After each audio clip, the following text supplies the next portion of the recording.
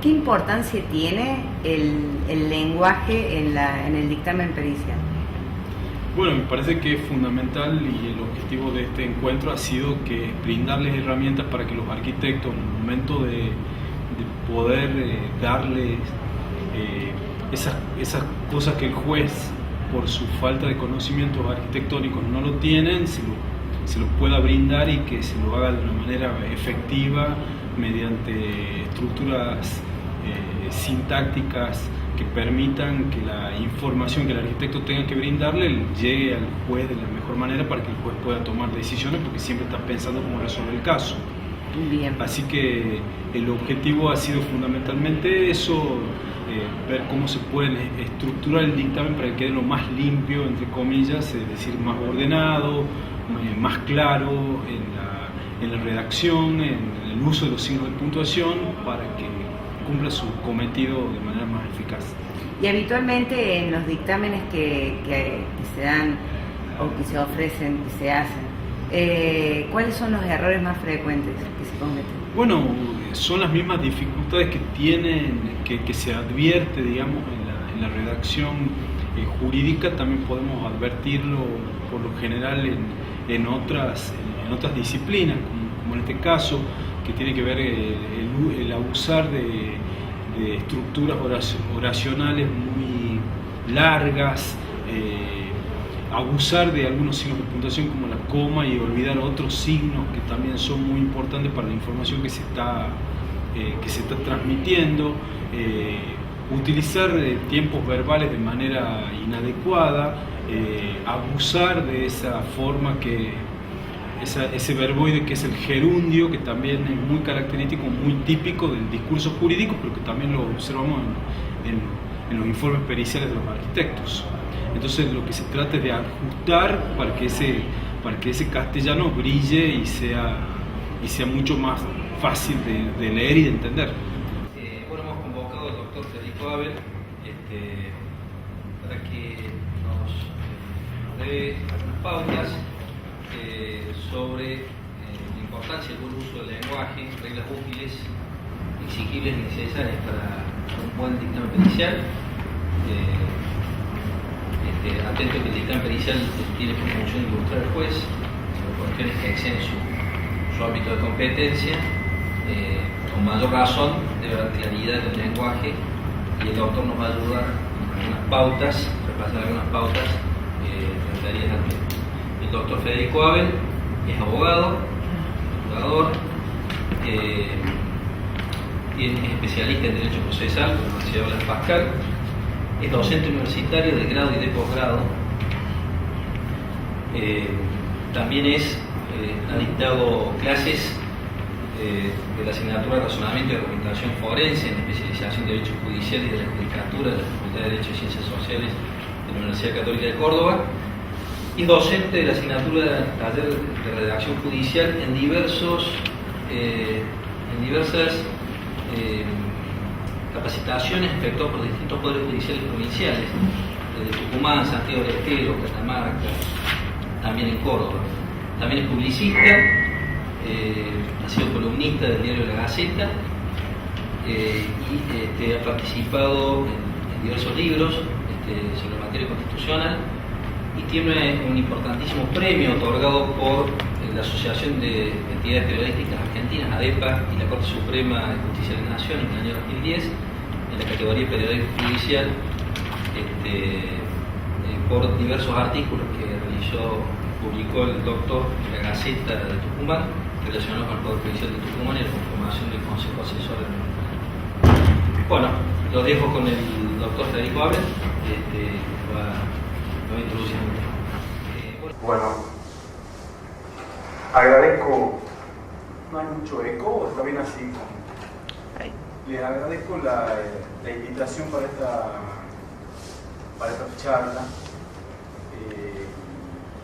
Yo me voy a detener en aquellos aspectos que tienen que ver en cómo se puede lograr en la redacción de aquellos informes periciales que eventualmente ustedes tienen que desarrollar, cómo se puede hacer para manejar con alguna soltura algunas construcciones sintácticas para que tenga orden lo que ustedes vayan a emplear, puesto que a veces, incluso nosotros los abogados nos suelen decir letrados, y sin embargo parece ser que el letrado es el que domina las letras, y sin embargo cuando uno lee algunos escritos judiciales, o ya sea de abogados o jueces, a veces cuesta muchísimo entender. Y me imagino que si les pasa a gente que trabaja constantemente en teoría con las letras, con mayor razón le debe pasar a aquellos que desarrollan una profesión, como en el caso de ustedes, en que no necesariamente están todo el tiempo ligados con la palabra y cómo deben plasmar a la palabra en un texto, que es fundamentalmente lo que sucede con el discurso jurídico, y de alguna manera los dictámenes que ustedes puedan realizar tienen que manifestarse de esa forma por escrito. Entonces me parece que la invitación venía a cuento de cómo podíamos dar algunas pautas o criterios para manejar, qué sé yo, los signos de puntuación, cuestiones tan elementales como esa, que a veces yo les traje allí y les repartí párrafos extraídos de dos informes realizados por un arquitecto, determinan dos causas, y me interesa luego que nosotros, de las pautas que voy a brindar, que podamos discutir algunas cuestiones para ver cómo ustedes pueden en definitiva plasmar eventualmente, cuando tengan que redactar estos informes, una sintaxis más bien sencilla, sujeto, predicado, punto, evitar oraciones excesivamente largas, todo aquello que permita que la información que ustedes tengan que transmitir fluya y llegue al destinatario, que es el juez, que en definitiva es quien los convoca a ustedes para que les den una opinión por su arte o por el dominio de una determinada profesión que el juez no tiene ese y necesita la consulta técnica de ustedes, ¿sí? Entonces vamos a ver algunas cuestiones o ejemplos para que nosotros podamos avanzar en algunas cuestiones. ¿Está claro? Así que yo les pido que cuando ustedes me quieran interrumpir no hay ningún problema. Les aclaro que el castellano que porto tiene una tonada diferente, porque si bien es cierto vivo en Córdoba, no soy oriundo de Córdoba, soy nacido y egresado de la Universidad Nacional de Tucumán, y si me estoy arraigando en Córdoba, mi tonada persiste y espero que persista un buen tiempo. No se quiere ir. Bueno, lo primero que tenemos que decir es que el castellano jurídico, como el castellano en general, se encuentra en una interesante crisis, que si ustedes advierten cómo hablamos cotidianamente y también cómo escribimos cotidianamente, verán que tenemos serios problemas. Al mismo tiempo vemos que el inglés avanza como lengua universal, entonces nos encontramos con un fenómeno que nosotros a veces desconocemos nuestra propia lengua, no solo el significado de algunas palabras. Hay encuestas que revelan que nuestros adolescentes se mueven con un universo de palabras que no van más allá de las 300, siendo que el acervo del idioma castellano tiene más de 30.000 voces registradas.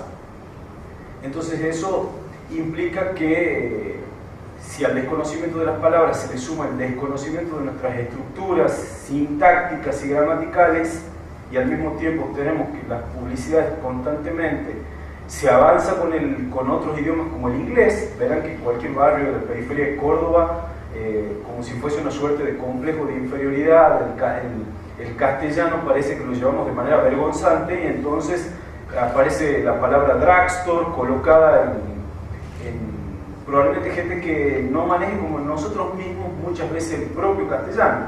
Entonces de lo que se trata es de que nosotros recuperemos la intimidad con eso que es nuestro acervo y que expresa nuestra historia cultural, digamos, como sociedades. Como dice algún poeta, los españoles vinieron y se llevaron todo y nos dejaron todo, nos dejaron nada más que el idioma, lo que no es poco. Entonces lo que tenemos que hacer es cómo nosotros trabajamos para comenzar a ver algunas cuestiones que vamos a tratar de ver acá. Entonces, en este poco tiempo que tenemos, vamos a ver pautas para el uso no arbitrario de los signos de puntuación, qué sé yo, por qué tenemos que usar en algunos casos coma y en otros casos punto y coma, en qué se diferencian esos signos, qué son los guiones, para qué sirven los paréntesis, porque todo tiene una función y eso vemos cómo lo vamos a plasmar cuando ustedes tengan que redactar estos informes, o sea, pautas para el uso de los signos de puntuación, pautas para ver cómo trabajamos con algunos tiempos verbales, sobre todo el uso del denominado gerundio, que genera muchos problemas y ya vamos a ver cómo está saturado este informe pericial. Ojo, esto no es una observación o crítica respecto de un arquitecto. Las sentencias de los jueces están pobladas de gerundios mal empleados. Solamente vamos a dar algunas pautas para que ustedes puedan evitar algunos de estos usos antinormativos de algunos elementos como gerundio, digamos, con la finalidad de que la estructura sintáctica sea muy precisa, sencilla, la información fluya, que ustedes tengan que transmitir y con mucho orden, y lo mejor es oraciones breves. Entonces todos esos elementos son los que vamos a ver aquí, ¿sí? Algunas cuestiones que vamos a comenzar viendo también, vamos a ir diciendo, las voy a ir diciendo rápidamente. Los días de la semana y los meses del año van con minúsculas, no se escriben con mayúsculas. Y en principio los monosílabos no llevan tilde, salvo que nosotros necesitemos colocar lo que se llama una tilde diacrítica, que es para marcar que una palabra que se escribe de la misma forma está funcionando de otra manera. Lamentablemente no tengo un pizarrón, así que voy a tener que utilizar esto como pizarrón para mostrarles. Por ejemplo, pueden ver todos allí, si yo utilizo la palabra te en el primer caso sin tilde, porque la estoy utilizando como pronombre, estoy diciendo yo te respeto, mientras que en el segundo caso yo lo estoy utilizando como sustantivo, es el te infusión. Lo mismo pasa si yo utilizo, esa es la tilde diacrítica, la que la utilizo allí para marcar que la palabra está cumpliendo otra función. En el segundo caso yo digo yo sé y utilizo la tilde para marcar que estoy haciendo referencia al verbo yo sé, mientras que en el primer caso sin tilde lo estoy utilizando como un pronombre. Él se quiere a sí mismo. ¿Está claro? O bien puede pasar lo mismo con mí. En el primer caso estoy hablando de mi casa, está funcionando como un adjetivo, y en el segundo lo estoy haciendo funcionar como me hice daño a mí mismo. ¿Está claro? O bien de y de. En el primer caso lo estoy haciendo funcionar como un pronombre, mientras que en el segundo lo estoy haciendo funcionar como un verbo. ¿Está claro? Y lo mismo pasa, por ejemplo, con otras palabras como solo con tilde, aunque la Real Academia Española tiende a decir que ya no necesitamos utilizar la tilde diacrítica en este caso, pero si lo colocamos no está mal. En el primer caso, sin tilde, estoy hablando del adjetivo, yo estoy solo, mientras que en el segundo caso lo estoy utilizando como sinónimo de solamente. ¿Está claro? Entonces, bueno, son algunas pautas como para saber por qué. Porque vi en uno de los informes que insistí en poner esta vivienda. Entonces uno dice, ¿por qué colocó la tilde allí en esta si vivienda es sustantivo y esta está funcionando como un adjetivo? ¿Está claro? No debería llevarlo porque lo está modificando. Mientras que si yo escribiera, esta es la vivienda de la que tanto te hablé, yo en ese caso a esta sí podría colocar la tilde porque esta está funcionando allí como pronombre. El pronombre, como ustedes recuerdan, es aquella palabra que reemplaza el nombre, es decir, que reemplaza el sustantivo. Está buscando el sustantivo, a vivienda. ¿Está claro? Entonces, me parece que son esas pequeñas cuestiones que uno las tiene que recordar para que en el momento de escribir nosotros podamos evitarlas. ¿Está claro? Sí, yo les recomiendo, amigos, que el telón de fondo nuestro es el diccionario oficial de la Real Academia Española.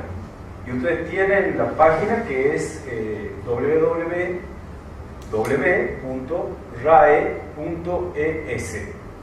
Y allí se puede buscar las palabras que ustedes tengan dudas, e incluso respecto de los verbos. Si colocan un verbo, allí hay un icono que si ustedes lo oprimen aparece el verbo conjugado. Es decir, si hay alguna duda, me parece que lo que nosotros tenemos que hacer y lo que nos diferencia de otras lenguas, no hay un equivalente entre el francés ni el inglés de un diccionario oficial como el diccionario que tenemos, ¿sí? Entiendo lo que usted dice y muchas veces yo coloco el corrector ortográfico con el solo fin de que el corrector ortográfico me indique si he tenido un error de tipeo, que me marcará la palabra mal tipeada, pero por otras cuestiones trato de ir a otro tipo de fuentes. No obstante, lo considero lícito, o al menos que tengamos como primer parámetro de lo que nosotros hacemos pasar el corrector ortográfico del Word, ¿sí? Me parece entonces que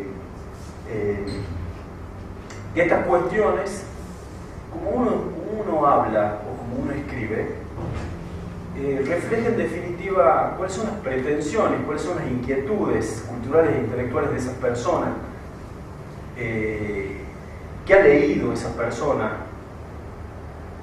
A veces uno lee algunos correos electrónicos de algunas personas y realmente se siente mal.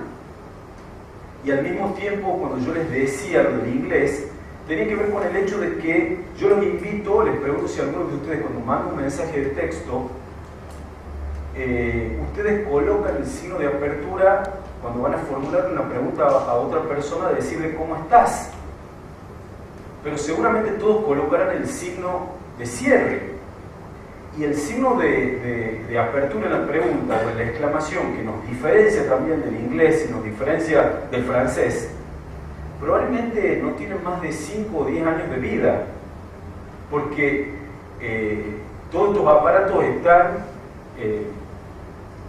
programados con la sintaxis británica. Entonces, para ir a buscar el signo de apertura, uno tiene que hacer una segunda función y a veces pierde tiempo.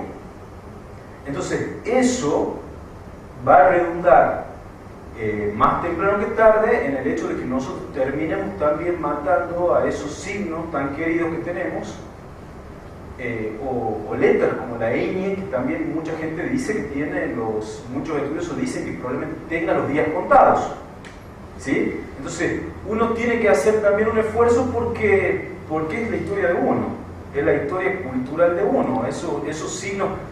Puede ser una tontera que un día hábil a esta hora estemos hablando de eso, pero puede que en otro plano no lo sea. Entonces, la invitación que yo les hago es que a ustedes, de ahora en más, cuando se encuentren frente a estas situaciones, puedan sentir orgullo de su idioma, digamos, que uno trata de cultivar y defender, ¿sí? Bien. Vamos a ver ahora, o vamos a comenzar alguna pregunta, alguna duda. Entonces, los días de la semana y los meses del año con minúsculas. Otra cosa, yo soy disperso, pero me parece que la dispersión a veces es necesaria. Hay una palabra mismo que en esos informes que se los ve a menudo, la palabra mismo o misma es un adjetivo, y los adjetivos se utilizan en este caso para comparar, para decir que esta casa no es la misma que aquella otra. pero hay una tendencia a utilizar mismo como si fuese un pronombre.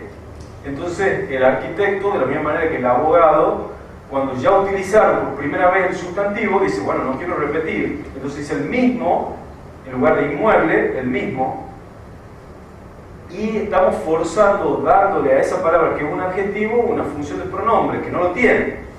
Por eso podemos buscar este, ese, aquel, aquello, es decir, tenemos otro recurso antes de caer en ese mismo, que ya lo van a ver allí, repetido en varias ocasiones. ¿Sí? Bueno, ahora algunas pequeñas pautas respecto de los signos de puntuación, porque vamos a ver en estos informes que curiosamente, pese a que tenemos 13 y 14 signos, yo lo digo así porque están allí enumerados, en estos informes escritos por estos peritos, pero que repito, los abogados también incurrimos en los mismos problemas, hay un abuso de la coma. Pareciera ser que los únicos signos de puntuación que tenemos son o la coma o el punto. La coma o el punto. No hay dos puntos, no hay paréntesis para introducir alguna nota aclaratoria, no. Solamente van a ver en el texto que yo les repartí, en los párrafos hay comas. Se la fatiga, la coma es la obrera, y se la hace hasta el punto de que la coma se la hace cumplir funciones de otros signos. Entonces, el hecho de que nosotros ahora vamos a ver medianamente para qué sirve cada signo, y sobre todo para saber que estos signos que nos permiten ordenar el despliegue de la idea que nosotros, con la cual queremos trabajar en una frase, veremos que tenemos familias de signos. Hay familias de signos. Lamentablemente no tengo pizarrón, pero vamos a ver que existe un grupo de... ¿Para qué vamos a utilizar? Ciertos signos con los cuales jugamos las ideas principales, por ejemplo, coma, punto, punto y coma. Mientras que hay otros signos que nos sirven para colocar información de naturaleza secundaria, los paréntesis y los guiones. Con los paréntesis y los guiones lo que hacemos es colocar información de naturaleza más bien aclaratoria, secundaria. ¿Y en qué se distinguen por allí? ¿Por qué voy a usar unos guiones o raya doble técnicamente, pero todos entienden si yo les digo guiones? ¿Para qué decimos que tanto los guiones como los paréntesis nos sirven para introducir información de naturaleza que podríamos llamar secundaria respecto de la frase principal, de la idea principal que estoy desarrollando? ¿Y en qué se diferencia unos de otros? Es decir, los paréntesis de los guiones. Por lo general, la información que colocamos entre paréntesis es más bien de naturaleza objetiva. Cuando digo objetiva, es susceptible de ser constatable empíricamente, es decir, de paréntesis digo color rojo, la vivienda tenía color rojo, tantos metros, etc. Mientras que la información que coloco entre guiones, por lo general tiene una naturaleza subjetiva, en el sentido que yo puedo decir, la buena fe, te lo tengo dicho hasta el hartazgo, se presume. Entonces la idea principal es que, digo jurídicamente, la buena fe se presume, y entre guiones hay como una bajada de línea, como un tirón de orejas, te lo dije hasta el hartazgo, hasta el cansancio. Si yo quito esa información que coloqué entre guiones, seguiría teniendo sentido la idea principal, que la buena fe se presume. Pero yo coloco información de naturaleza secundaria, aclaratoria, y les dije, por lo general me reservo los paréntesis para la objetiva, para la verificable, para la constatable, y dejo los guiones para la que coloco de manera subjetiva, la amonestación que le hago a otro. Yo cuando me mandan un correo electrónico, lo primero que hago es ver la postdata, porque considero que ahí está lo que alguien no se anima a decirme, lo dice la postdata. Y luego, entre guiones. A ver, ¿qué me dijo entre guiones? Digamos? Lo primero, la lectura entre líneas que siempre hago, y sobre todo cuando yo escribo, también se advierte allí eso. La otra cuestión, no necesariamente la estructura sintáctica que uno utiliza es necesariamente mecánica y similar. Yo soy una persona bastante barroca y que cuando yo estoy hablando conmigo mismo y abro muchos paréntesis y muchas ventanas, y eso probablemente cuando yo escribo se traslada a lo que yo escribo. Entonces la conformación de mi estructura, la estructura sintáctica es más compleja. Hay otras personas que son más bien parcas, que no necesitan de muchos signos, colocan. Es decir, que ahora vamos a brindar pautas para decir cuando yo estoy utilizando un signo y lo estoy utilizando adecuadamente, de acuerdo a las pautas convencionales que rigen el castellano, de cuando estoy forzando ese uso. Es decir, de lo que se trata es brindarle herramientas a ustedes para que ustedes puedan utilizarlos. Ahora bien, eso no significa que vayamos a puntuar de la misma manera. ¿Está claro? Les repito, cada uno construye y construye en función de todo su bagaje. ¿Sí? Bien, dicho esto, yo después les voy a dejar este material para que ustedes puedan, pero como me enseñaba el profesor de física diciendo que las ciencias duras lamentablemente no me han favorecido,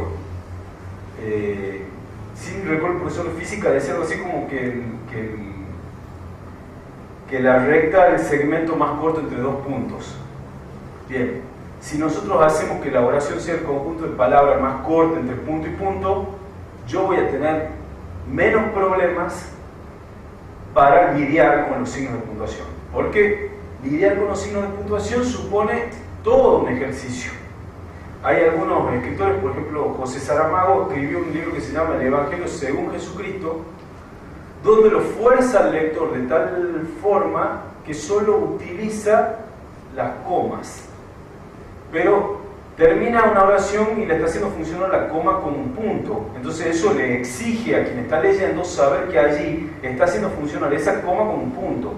Es decir, cuesta mucho poder leer ese libro porque él deliberadamente utilizó solo un signo de puntuación para que uno... Entonces, a lo que voy es que trabajar con los signos de puntuación o colocar signos de puntuación siempre es una tarea problemática, y cuando las oraciones son más breves yo tengo menos problemas para lidiar con los signos de puntuación. ¿Sí? Bien, vamos a ver algunas cuestiones de los tres tipos de puntos que hay, ustedes ya lo saben. Yo no voy a abundarle a ustedes ni voy a venir a solamente marcar algunas cuestiones que sí me parecen importantes para que ustedes las sepan respecto de los informes que ustedes tengan que hacer. En primer lugar, me interesa que ustedes puedan distinguir cuándo estamos en presencia de siglas y cuándo estamos en presencia de acrónimos. Siglas y acrónimos. Es decir, aquellos recursos que tenemos para abreviar denominaciones que suponen un conjunto de palabras. Así, yo voy a distinguir. UNC es la sigla de la Universidad Nacional de Córdoba. ¿Está claro? Cuando yo utilizo una sigla, coloco mecánicamente la primera letra de cada una de las palabras que conforman esa denominación. ¿Está claro? Es decir, eso es una sigla.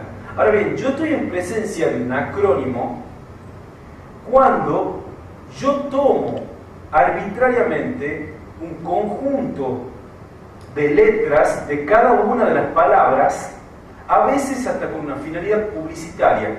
Por ejemplo, ANSES. ANSES no es una sigla, es un acrónimo. O FONAVI, Fondo Nacional de la Vivienda, no es una sigla, es un acrónimo. Es decir, se tomaron FO de fondo, NA de nacional, BI de vivienda. ¿Está claro? Entonces ustedes tienen sigla, que es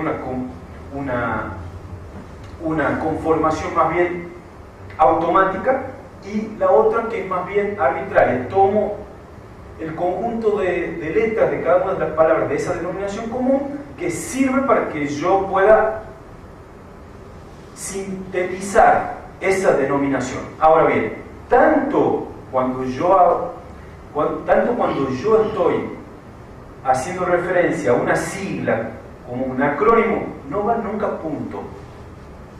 Por más que ustedes vayan y vean ahora un cartel que diga FO.NA.BI.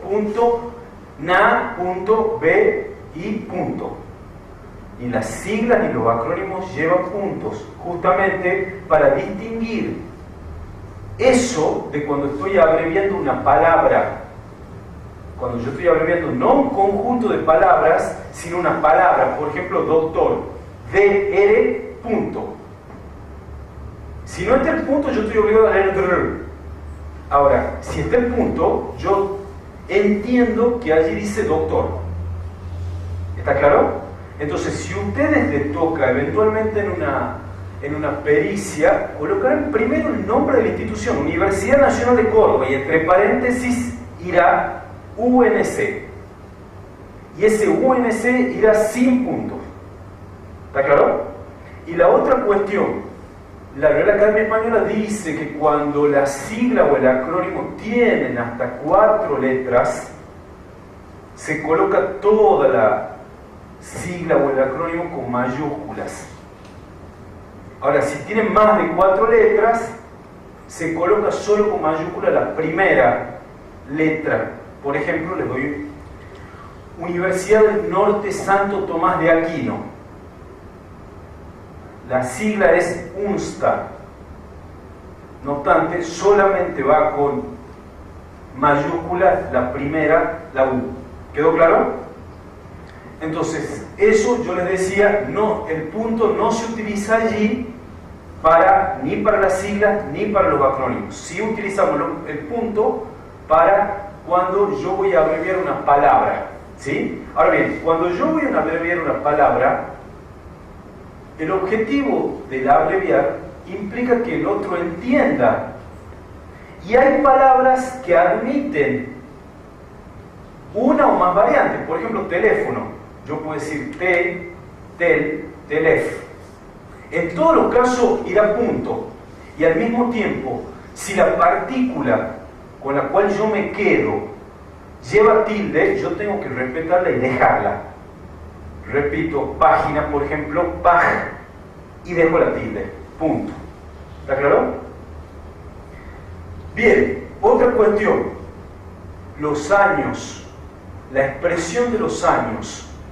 El punto para marcar los miles allí no lleva punto cuando hago referencia a los años, justamente para diferenciar que alguien me debe 2.008 pesos del año 2008.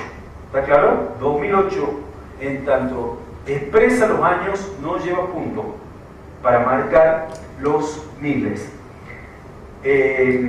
La otra cuestión es que siempre en el discurso jurídico es muy importante que ustedes, ya sea que vayan a expresar la cantidad de metros, ya sea que vayan a expresar la cantidad de metros de un inmueble, o ya sea que ustedes vayan a expresar el monto de ese inmueble, es muy importante, sobre todo cuando se refieren al monto, que coloquen la palabra escrita, la palabra, en palabra, con palabras y con números. Porque hay disposiciones del Código Civil y del Código Procesal que dice que en caso en el que hubiera contradicción entre lo que el número o la cifra que está expresada con palabras y con números, vale lo que está expresado con palabras. ¿Está claro? Así que es importante que ustedes escriban en esos casos, sobre todo las cifras, cuánto es con el número, la cifra, y luego con palabras. Bien, vamos a la coma, la maldita coma, la fatigada coma. ¿Alguna pregunta, alguna observación? Bueno, espero que no se aburran. Lamentablemente no sé si tienen mucho que ver con lo que ustedes hacen, creo que nada, pero... En el número de la ley no llevaba punto tampoco. Tampoco el número de la ley. Cuando son 26 leyes, ordenanzas, decretos. No lleva punto tampoco.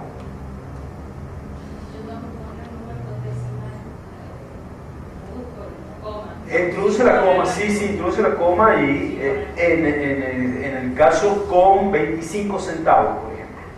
Usted colocará la coma y luego entre paréntesis pondrá con 25 centavos o lo que fuera. ¿Sí?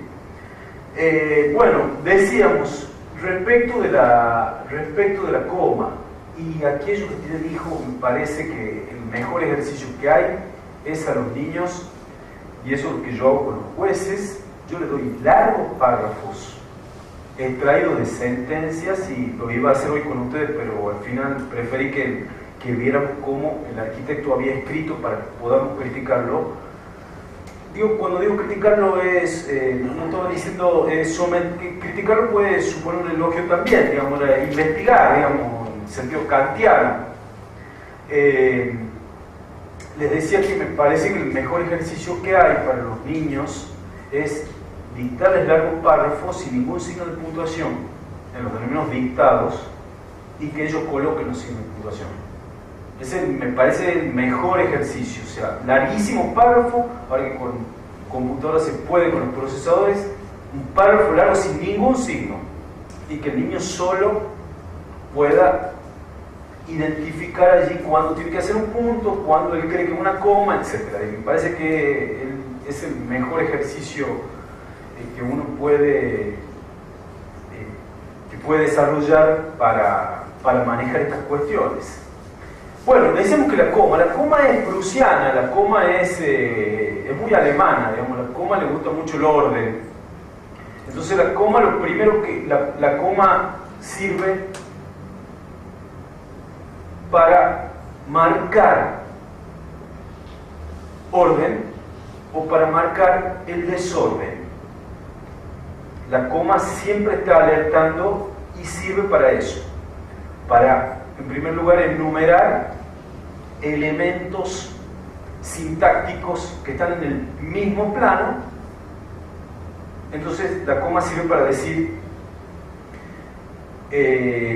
fui al centro y compré un pantalón, una camisa y un saco. Y por eso la señorita de tercer grado nos decía, no va coma delante de la I.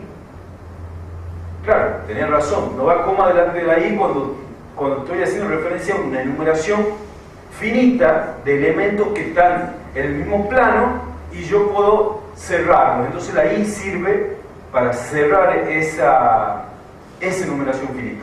No obstante, nos podemos encontrar, entonces decimos, primer hipótesis, lo que hace la coma es ordena elementos que están en el mismo plano. Ahora bien, nos decían que no iba una coma delante de la I, decíamos a priori sí, salvo, y yo ponía adrede ese ejemplo, esperó su turno en la barandilla y presentó el escrito y salió de tribunales. Por supuesto que yo podría escribir mucho más fácil, decir él, que es el sujeto tácito, esperó su turno en la barandilla, coma, presentó el escrito y salió de tribunales. ¿Está claro? Pero al colocar esa coma delante de la segunda I, lo que yo estaba marcando es que tengo un mismo sujeto, él, y que despliega en A y B. Ahora bien, A tiene a su vez A1 y A2, porque A sería como despejar ecuaciones, que me iba bastante mal, pero en el primer caso, esperó su turno en la barandilla y presentó el escrito. ¿Está claro? Entonces, la coma delante de la I sirve para marcar que la segunda I en realidad es la que está uniendo con el puente dos proposiciones mayores. Y una de esas proposiciones, a su vez, tiene una I delante. ¿Está claro? Ese es el único caso en el que yo puedo colocar una coma delante de la I. Porque es una enumeración más bien, acá hay complejidad, no es la simplicidad de compré A, B y C. ¿Está claro? Ya vamos a ver que hay un ejemplo de eso en el escrito. Miren una simple coma en función de cómo la coloco. Por supuesto, primero la coma enumera. Segundo, la coma marca y separa la maleza. Cada vez que yo me encuentro en una frase, cualquiera sea, al comienzo, en medio o al final, sin embargo, por lo tanto, por ende, no obstante, por ello, por eso, como consecuencia, coma. Siempre entre coma, es decir, coma. Cualquiera fuese donde yo me encuentro con esas locuciones, las enjaulo entre coma, coma, coma, y la coma lo que hace allí es marcar, es decir, es de naturaleza secundaria. Podría no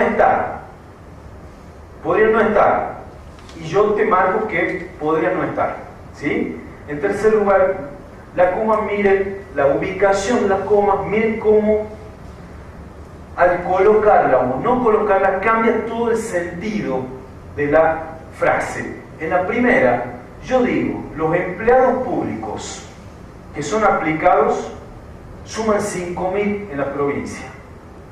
Eso es lo que Nuestra Señorita por ahí nos llamaba, hay ahí una explicación o una aposición. Famoso San Martín, héroe de los Andes, nació en Yapeyú. ¿Se acuerdan de esa famosa oración de tercer grado? San Martín nació en Yapeyú y había entre comas una aclaración que llamamos aposición. Ahí fíjense, estoy presuponiendo, estoy diciendo que los empleados públicos son 5.000 y que además es propio del ser un empleado público el ser muy aplicado. ¿Está claro? O sea, empleado público igual aplicado. ¿Sí? Mientras que en el segundo caso yo digo los empleados públicos que son aplicados suman 5.000 en la provincia. O sea, estoy diciendo allí que los aplicados solamente son 5.000, pero no estoy diciendo el colectivo cuánto es. ¿Está claro? Es decir, que la mera ubicación de una simple coma, o el no colocarla a la coma, cambia totalmente, cambia fundamentalmente el sentido de la frase. ¿Está claro? Cuarto lugar, si estoy frente a un predicado verbal, no tengo que colocar una coma delante del verbo. Algunos me dicen, bueno, pero quiero hacer una pausa. Ninguna pausa. O sea, no puedes decir la casa, coma, es del tipo precaria. La coma allí no tiene ninguna función. Entonces, si no tiene ninguna función, no tengo que colocarla. Fíjense en la segunda oración, cómo el orden, si hay un orden natural del castellano, nos dice que tenemos sujeto y predicado. ¿Está claro? Y cuando vamos al sujeto lo descomponemos, decimos que tenemos el núcleo del sujeto, que es un adjetivo, un sustantivo por lo general, y está acompañado de modificadores. Luego viene el verbo, viene lo que llamamos el objeto directo y los circunstanciales. Circunstanciales que nos obligan a preguntar, recuerden cuándo, dónde, cómo, por qué. ¿Sí? Ese es el orden. Ahora fíjense en esa oración, dice la que está abajo, dice, cuando la gente no respeta las normas establecidas, perdemos toda posibilidad de una coexistencia pacífica y racional. Pregunto, ¿cuál es el núcleo del sujeto? Cuando la gente no respeta las normas establecidas, perdemos toda posibilidad de una coexistencia pacífica y racional. ¿Cómo? Nosotros. Muy bien, es tácito. Es decir, si estuviese ordenada, en castellano diríamos, nosotros perdemos toda posibilidad de una coexistencia pacífica y racional cuando tal cosa. En ese orden natural del castellano, la coma delante del cuando no tendría sentido, pero como hemos invertido, la coma denuncia el desorden, entonces colocamos, luego de establecidas comas. ¿Se entiende lo que digo? ¿Y está bien dicho así cuando hablar de ustedes y después hablar de nosotros? Claro, lo que pasa es que confunde allí el nosotros y luego hablar de la gente en tercera persona, porque ese nosotros tácito le está poniendo a la gente como si fuese externa a él mismo. Claro. ¿Está claro? Por eso hay como. Sí, es una cita textual, digamos, es una cita textual de un ministro de la Corte, el doctor Zaffaroni en la cita, pero está bien, digamos, pero yo también advertí que allí había que podía generar un ruido, el hecho de ponerse como fuera de la propia gente. Pero queda clara la idea, si está ordenado necesito la coma, pero si yo altero y coloco primero los circunstanciales, entonces sí la coma delata y tengo que colocar la coma, ¿sí? Yo vivo en Córdoba, no lleva coma. Ahora, si yo digo en Córdoba, coma, ya coloqué primero el circunstancial, entonces ya la coma, ya ella misma sola me dice colocar. Bien, la coma también marcaba el desorden en la lista de la secundaria de la facultad. Yo era el primero, por ejemplo, Abel, Luis Federico. Abel, Luis Federico. Si yo pongo Luis Federico Abel, no necesito la coma. Ahora bien, si coloco el apellido primero, la coma está marcando el desorden. Allí otra vez, la coma marca el desorden. Ahora miren, fíjense, si ordenamos alfabéticamente los que estamos aquí, verán allí que si yo lo ordeno alfabéticamente, yo diría Abel. ¿Quién tiene un apellido con B? ¿Hay alguien que tiene un B larga o con C? ¿Con D? C. ¿Cómo se llama usted? Cal. ¿Y el nombre? Supónganse que yo les dijera, ordenamos la lista de quienes estamos presentes aquí. Bueno, yo creo que soy el primero, Abel, Luis Federico. Pregunto, ¿yo colocaría coma allí y pondría Calvo, coma? Muy bien. Perfecto, punto y coma. Fíjense allí cómo ya estamos tomando que el punto y coma, que es como un centauro, que tiene grandes problemas existenciales, porque el punto y coma tiene de la mitad de la cintura para abajo, funciona como coma, y de la mitad de la cintura para arriba como punto. Entonces, este tipo no sabe, el guaso dirían aquí en Córdoba, el guaso no sabe si es coma o si es punto y coma. Ahora bien, en algunas hipótesis funciona como coma. Entonces, en esta enumeración compleja, en lo que yo doy vuelta mi apellido para colocar, perdón, el nombre para colocar primero el apellido, yo ya no puedo, si yo dijera Luis Federico Abel, coma, Leandro Calvo, coma, yo necesitaría recurrir a la coma. Ahora bien, al invertir eso y al haber en Abel, que es A, y en Calvo, que es C, comas internamente, yo tengo que buscar a alguien que funcione como coma, y quien funciona como coma allí es el punto y coma. Entonces vamos a ver que en algunos casos el punto y coma funciona como coma y en otros funciona como punto. ¿Está claro? Y eso me parece importante porque en los párrafos que ustedes tienen allí, el arquitecto tenía una hermosa oportunidad de recurrir al punto y coma, y ¿qué hacía? De nuevo la coma, de nuevo la coma y de nuevo la coma. Como el único signo que utilizaba era la coma, estaba enamorado de la coma, solo colocaba comas y la forzaba la coma, la forzaba la coma. Entonces ahora ya sabemos que podemos amigarnos con el punto y coma, que también forma parte de nuestro querido idioma. Bien, allí está lo que les decía. Entonces, punto y coma. Fíjense, supónganse que hacemos toda esta enumeración. ¿Y qué vamos a hacer en el último caso? En el último, ¿quién sería el último de esta lista? ¿Alguien con Z o con B corta? ¿Alguien en el apellido de alguno de ustedes? ¿O con T? No sé, algún apellido. Bueno, supónganse que hay un Pérez. Pizarro. Marcelo Pizarro. Cuando yo llego al final, yo pondría coma y Pizarro, coma, Marcelo. Es decir, en todos los casos le estoy haciendo funcionar el punto y coma como coma, pero cuando llego al final, voy a la coma y a la i. Coma y Pizarro, coma, Marcelo. Fíjense allí en la primera oración, dice Pedro Pérez, coma, argentino, coma, casado, coma, domiciliado en la ciudad de Córdoba, punto y coma. Carlos López, coma, argentino, casado, coma, domicilio en Villa María, Córdoba, coma, y Luis Macías, soltero, domicilio en Río Cuarto, Córdoba, formalizamos la presente acción de amparo. ¿Está claro? Ahí tenemos A, B y C. Y dentro de A, yo lo descompuse con comas, al poner datos de cada uno de ellos. Entonces, para unir A con B, ya no puedo ir a una coma si no voy al punto y coma. Y allí el punto y coma está funcionando como coma. Entonces, ¿para qué sirve el punto y coma? Funciona como coma en enumeraciones complejas, como esa.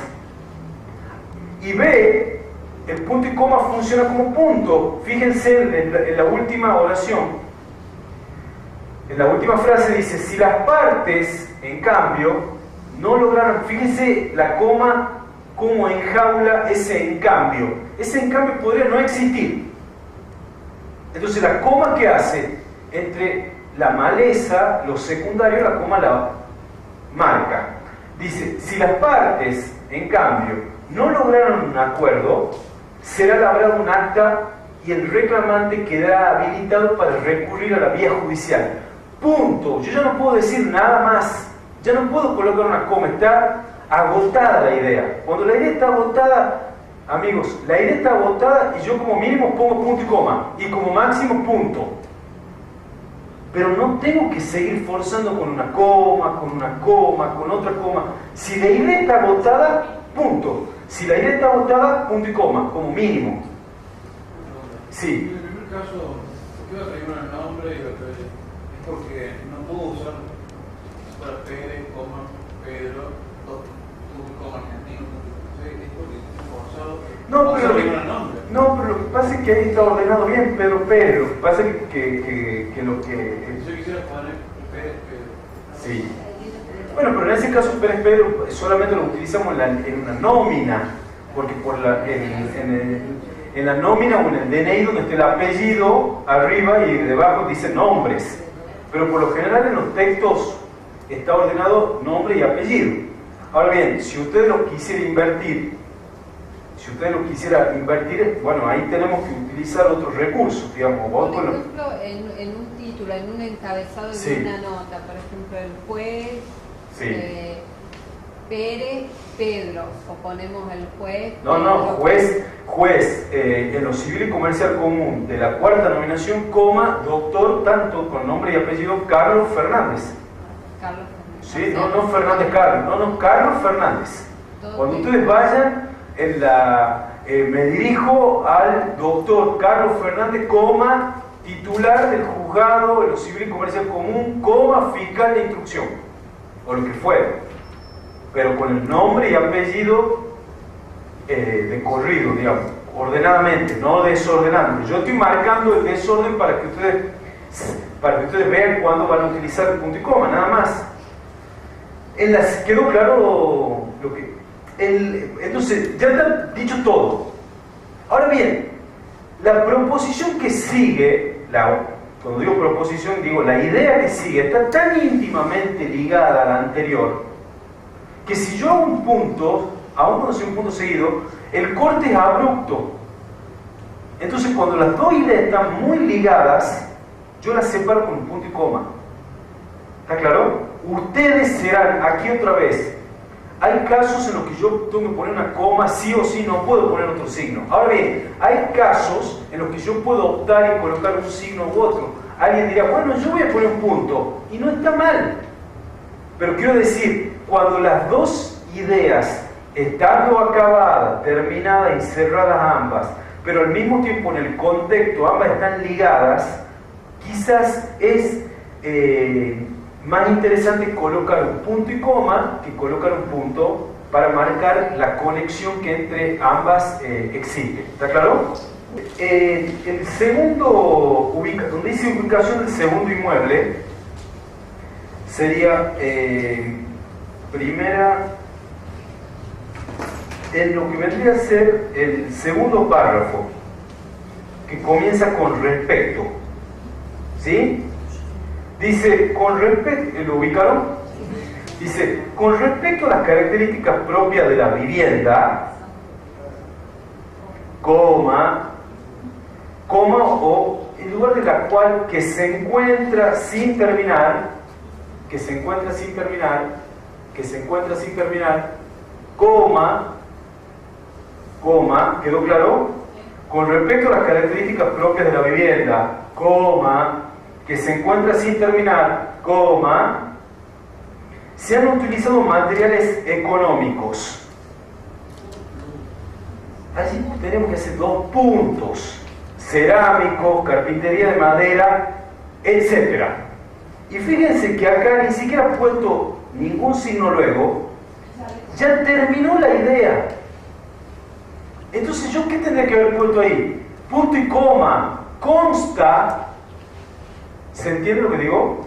Consta, o punto y seguido, pero ahí está, otra vez, arquitecta. Si yo coloco un punto seguido allí, perdón, si coloco un punto seguido, ese consta, que tiene un sujeto tácito, porque dice él o ella consta, el sujeto está muy lejos.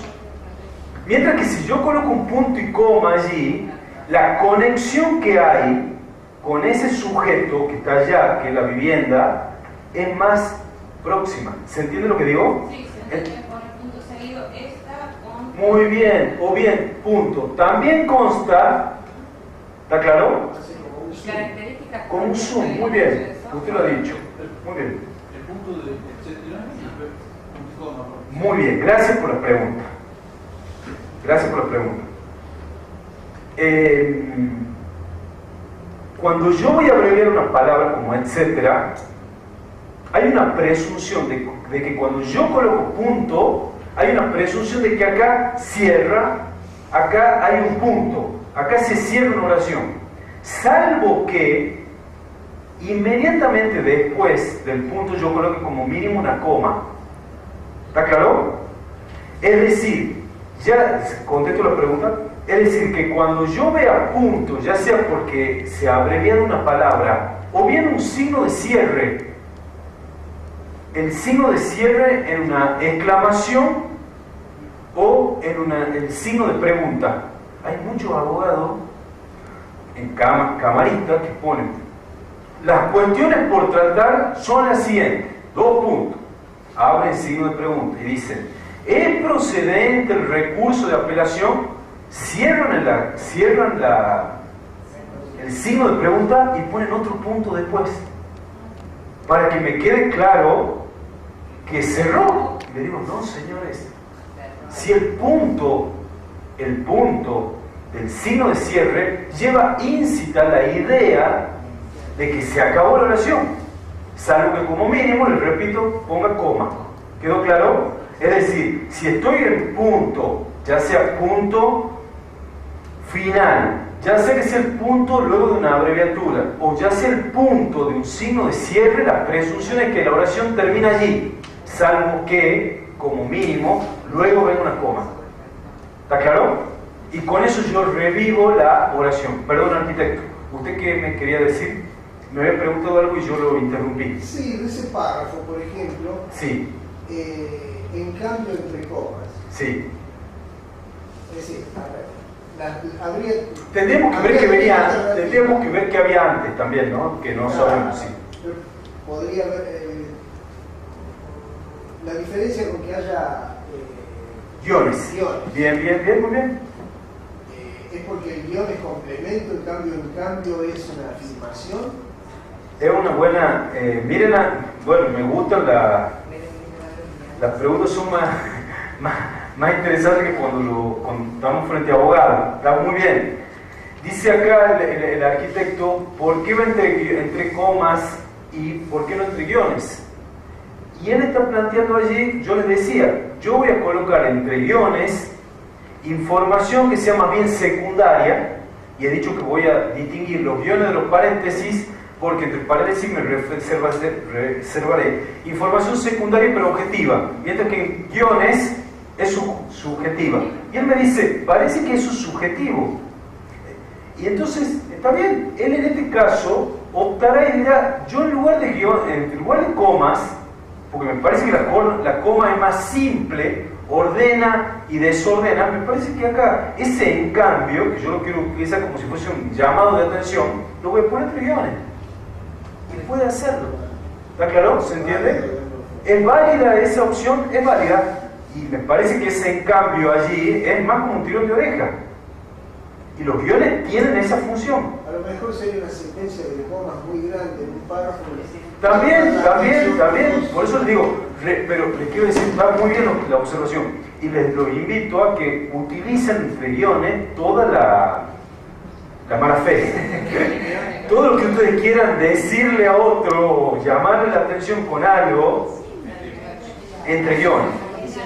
¿Sí? Una pregunta, ¿decir características propias está bien? ¿Cómo? Decir características propias de la vivienda. Eso me lo dirán ustedes. No lo sé, digamos. Claro, porque características es como Me que parece, usted está planteando una cuestión que también es muy bueno decírselas.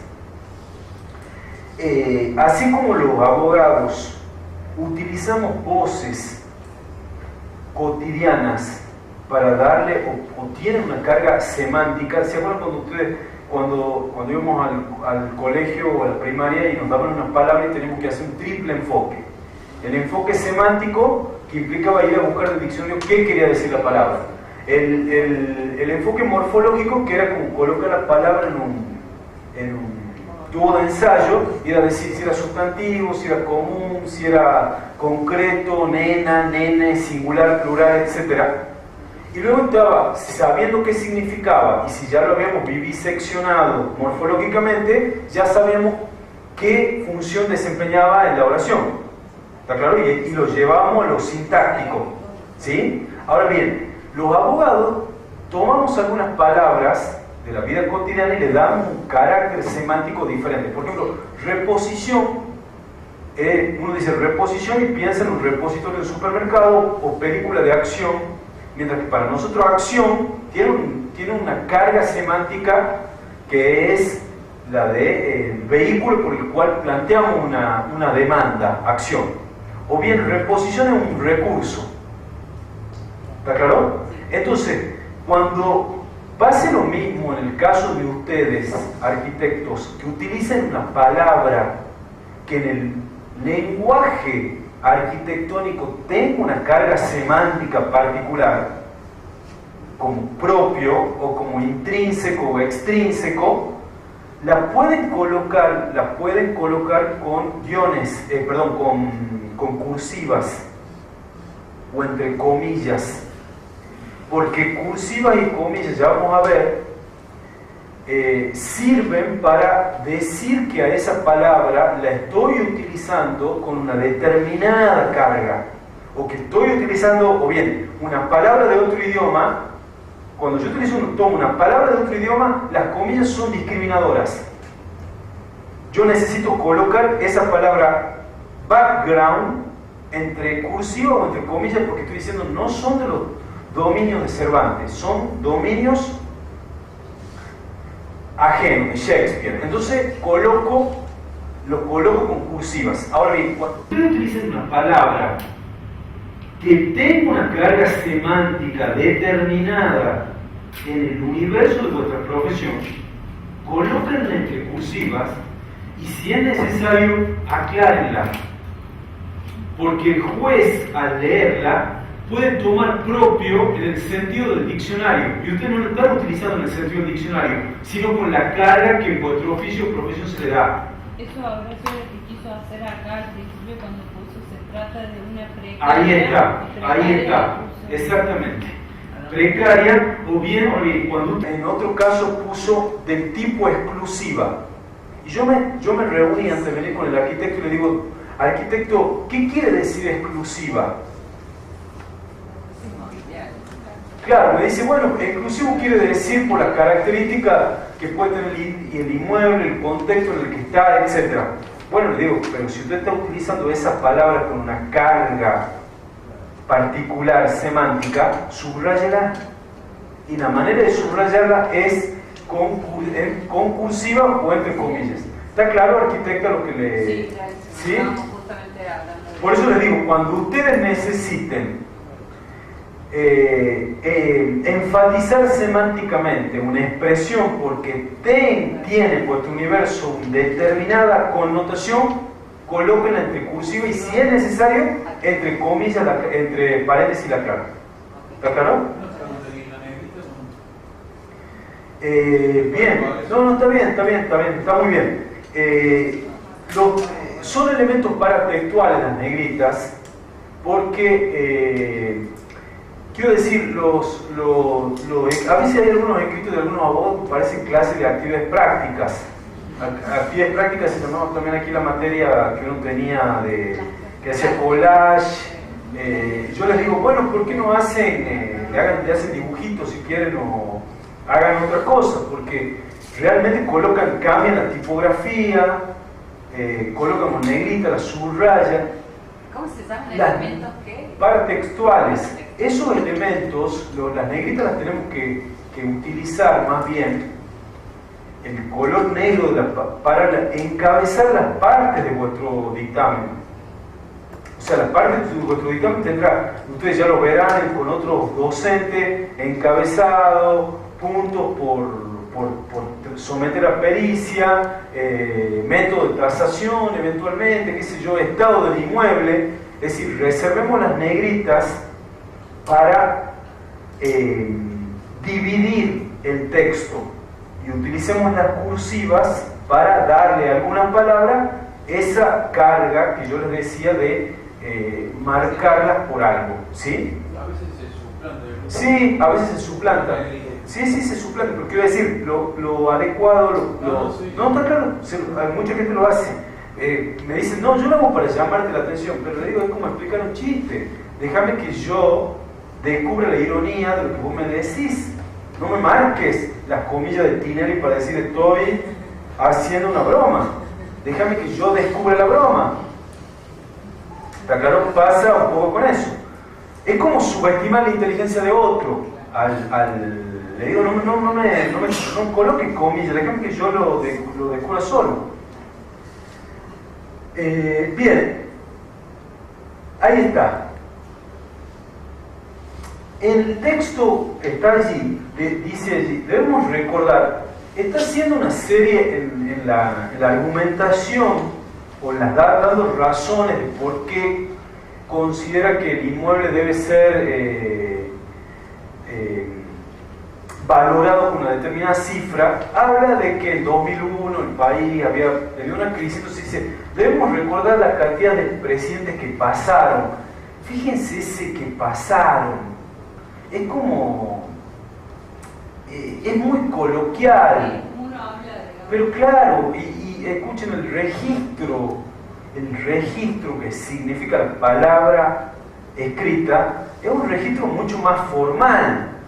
Las palabras dichas oralmente nosotros nos podemos dar ciertos...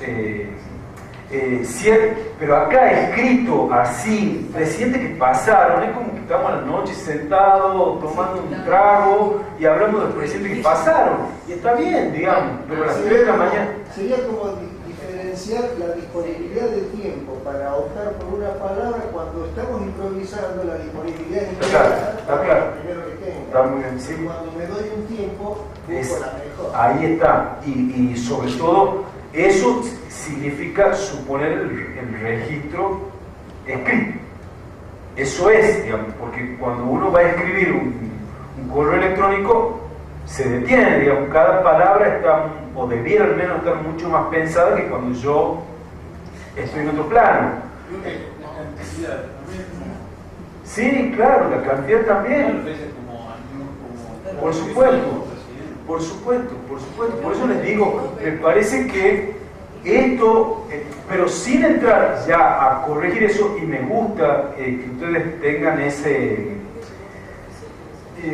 amigos, me parece que yo lo que les decía es cuando una persona habla, detrás están las inquietudes de esa persona, lo que esa persona lee, lo que esa persona le interesa, el teatro, el cine, lo que ve, etc. O bien todo lo contrario, lo que no lee, lo que no le interesa. Entonces, me parece que es muy importante que ustedes Víctor García Laconcha, que era presidente de la Real Academia Española, decía que el genio de la lengua castellana que le da como un valor casi, que el acervo que uno tiene, cuando uno se le despierta eso, ya está pendiente. Yo voy caminando por la calle, voy escuchando lo que dicen, estoy viendo lo que están leyendo, y es como una cosa que aturde, porque constantemente estoy advirtiendo los problemas. Antes de venir aquí, escuché que decía Siria, catástrofe humanitaria.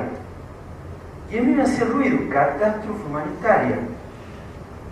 Si algo acá hay un problema, porque catástrofe va en un sentido y el adjetivo humanitario va en el otro, y efectivamente fui al diccionario humanitario lo que es benéfico para el género humano. Y salvo que yo sea un tanático que tenga propensión hacia la muerte, o sea, la catástrofe nunca puede ser benéfica para la especie humana. Entonces, ¿qué pasa? La gente, un periodista lo dice, lo dijo alguien en TN, entonces lo dice a alguien, se lo repite y queda. Entonces la gente comienza a repetir eso que está, por supuesto. Sí, la llovina siempre es pertinaz, la sesión de la legislatura es maratónica, siempre son los mismos adjetivos y siempre es la misma conducción. Entonces, el procedimiento, dice, durante un procedimiento rutinario, la policía incautó, y se supone que la policía, al ser auxiliar de la justicia, yo fui a buscar rutinario, y rutinario es lo que uno hace. Seguramente hay un adolescente que se está peleando el novio y no tiene mayor argumento y dice: lo que pasa, nuestra relación se volvió rutinaria. Y la adolescente tiene razón, porque ya no sabe hacia dónde va la relación y se volvió rutinaria, pero no le puedo atribuir ese adjetivo que tiene una carga negativa a aquel procedimiento que supone el cumplimiento de la ley, que debería ser hecho de manera no rutinaria, por el contrario, vigorosa. ¿Está claro? Entonces, hay palabras que tienen su historia, tienen su carga, entonces al no utilizarlas uno... Ayer lo relacionaba que lo hacían todos los días. Sí, como que es un procedimiento que lo hacen todos los días, entonces como lo hacen todos los días lo descubrieron. Claro, cuando se hace el análisis de pareja, el rutinario, es malo, es una carga. Claro, despectiva, por eso. Ya no tiene el mismo carácter. De la rutina médica, de la rutina... Sí, está claro. Exactamente. En el informe decía, bueno, debemos recordar la cantidad de presidentes que pasaron entre un poco días, coma, el famoso corralito financiero, coma, la devaluación, etcétera, y ver cómo afectaba todo ello a los distintos mercados. Él, en el texto, el arquitecto había puesto coma, entre ellos el mercado inmobiliario. Yo coloqué el punto y coma allí justamente para el que está leyendo, ya se ahoga hasta mercado, ya se ahogó, ya no puede seguir leyendo. Y es el indicador que tiene que ir un punto. ¿Está claro? Entonces, como mínimo tiene que ir un punto y coma ahí. Entre ellos, coma, en punto y coma, es decir, coma, tal cosa. Lo que pasa es que a mí me parece que es más sencillo para escribir, porque uno cuando está redactando como que no se da cuenta de que en ese punto ya tiene que dejarlo dormir. Sí, una buena terapia. Otra variante también podría haber sido entre paréntesis. Miren, yo termino mercado y entre paréntesis digo entre ellos, coma, el mercado inmobiliario. Pero como solamente él ha trabajado o operado con comas, no se permitió esa licencia. Bueno, yo les voy a mostrar la constitución de la provincia, pero me parece que podemos avanzar. Bueno, los dos puntos. Los dos puntos son signo maravilloso y fíjense cómo se parecen, ¿no? la lengua y la matemática. porque los dos puntos se parecen un poco al 4 igual 2 más 2.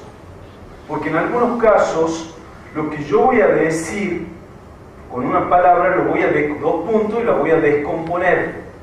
Entonces, es como si yo dijera 4 igual 2 más 2. En lo único, también la lengua tiene sus arbitrariedades. Cuando uno en matemática hacía llave, luego de la llave era corchete y después paréntesis. Ahora bien, en castellano, cuando uno va, hemos dicho que utilizamos los paréntesis para una aclaración. Ahora bien, cuando nosotros hacemos una aclaración de una aclaración, que es algo que no es muy frecuente, pero cuando uno va a hacer una aclaración de una aclaración, que eso es lo que se ve sobre todo en los diccionarios enciclopédicos, cuando se ve la biografía de Corbusier, qué sé yo, dice, abre un paréntesis, se pone la fecha de nacimiento y a veces se coloca una ciudad de un determinado país y se aclara el país. Eso va entre corchetes. Es decir, cuando yo hago aclaración dentro de la aclaración, va con corchete. ¿Está claro? Diferente de corchete, en matemática, corchete contiene a los paréntesis, en castellano es al revés. Los paréntesis contienen los corchetes cuando voy a una aclaración de una aclaración. Y lo mismo pasa cuando yo, por ejemplo, voy a citar. Eso pasa mucho en derecho, cuando uno va a citar. Supónganse que ustedes citaran una pericia o el informe de otro perito, pero que a su vez tuviese una cita. Entonces la idea es que comillas dobles contienen las comillas simples. ¿Está claro? O que, por ejemplo, yo voy a citar un texto, entonces hablo comillas. Ahora, a su vez ese texto tiene una palabra en inglés, y como no puedo poner comillas doble y dentro comillas doble, la palabra en inglés irá con comillas simple. Comilla simple es una sola, ¿está claro? Como una suerte de apóstrofo cerrado. Amigos, entonces, ¿para qué sirven los dos puntos? Los dos puntos comienza una enumeración. O sea, digo, la vivienda se compone, por ejemplo, yo tenía, fíjense, en lo que vendría a ser el primer informe, en el segundo párrafo, cuando yo les decía allí, con respecto a las características de la vivienda, coma, la misma, miren allí ese uso de la misma, ¿ya ubicaron? El segundo párrafo de del primer texto.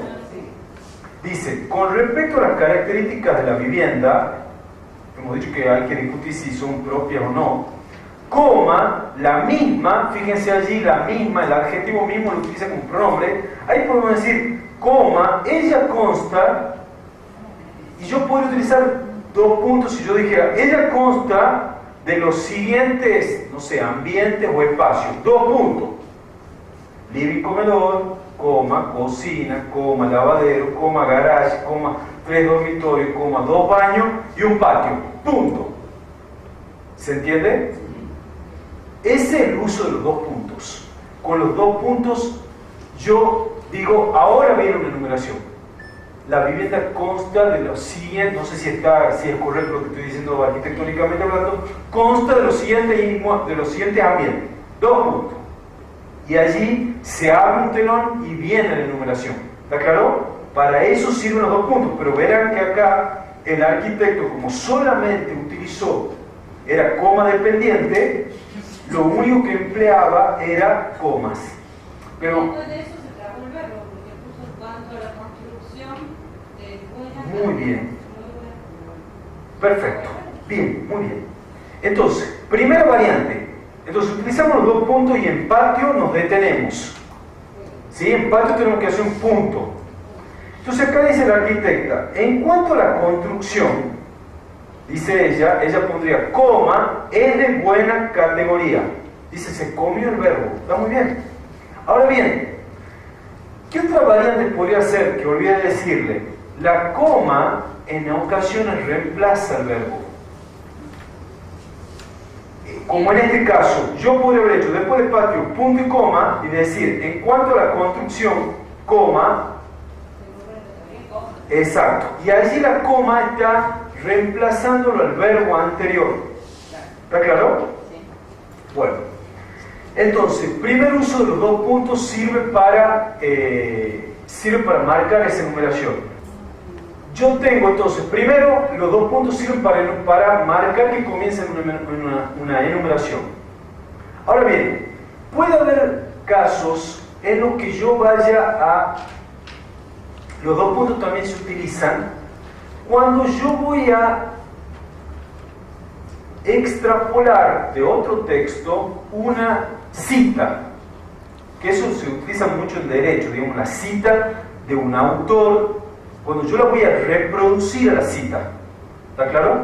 Voy a reproducir la cita. Entonces yo digo, en su libro, coma, Lino Palacio sostiene, dos puntos. Y allí comienza la cita. Acontece frecuentemente que la comprobación o la explicación de ciertos hechos controvertidos en el proceso requiere conocimientos técnicos ajenos al saber específicamente jurídico del juez. Allí viene la definición del perito. ¿Está claro? Entonces, los dos puntos sirven para marcar que voy con una cita directa, textual, de un texto. ¿Está claro? Ahora, yo ya les introduzco otra cosa. Supónganse que la cita es muy larga y yo quiero amputar parte de la cita. ¿Cómo se hace? En el medio lo que voy a colocar es un paréntesis con 3 puntos suspensivos. Cuando ustedes vean paréntesis con 3 puntos suspensivos, significa que el autor le está diciendo a ustedes que la cita que él ha tomado es mucho más extensa. Es mucho más extensa, pero a él le interesa solo esa parte. Entonces la ha cortado la cita y por eso coloca los puntos suspensivos. Ahora bien, si yo coloco puntos suspensivos solo, le puedo hacer creer al lector inteligente que los puntos suspensivos forman parte de la cita originaria. Mientras que si yo coloco puntos suspensivos y paréntesis o corchete, yo le estoy indicando al lector inteligente que la cita está amputada. ¿Está claro? Si yo apunto una corta cita. Sí. La amputa, la corta, la fracciona. No le estoy quitando sentido también. Sí, bueno, pero a veces por supuesto, pero a veces el discurso jurídico son largas, como barrocos que somos. Entonces, lo que hacemos es cortar. ¿Cómo la cortamos? Marcamos así. Pero siempre tiene que haber 3 puntos suspensivos y paréntesis o corchete. Porque si yo no lo coloco, puedo hacer pensar que esos puntos suspensivos forman parte de la cita. ¿Está claro? Esa es una forma directa de citar, pero también hay una forma indirecta de referenciar, cuando yo jamás le doy, porque colocar una cita es darle la palabra a otro. Mientras que también lo puedo hacer de manera indirecta, que es cuando yo explico lo que dice otro. Y digo, en su informe, el arquitecto tal sostiene que, y no lo estoy citando textualmente, estoy haciendo hasta una suerte de interpretación de lo que él ha dicho. Y en ese caso no es necesario colocar las comillas. ¿Está claro? Repito, si la cita es textual de lo que dice otro, 2 puntos, y le doy la palabra a él y coloco entre comillas.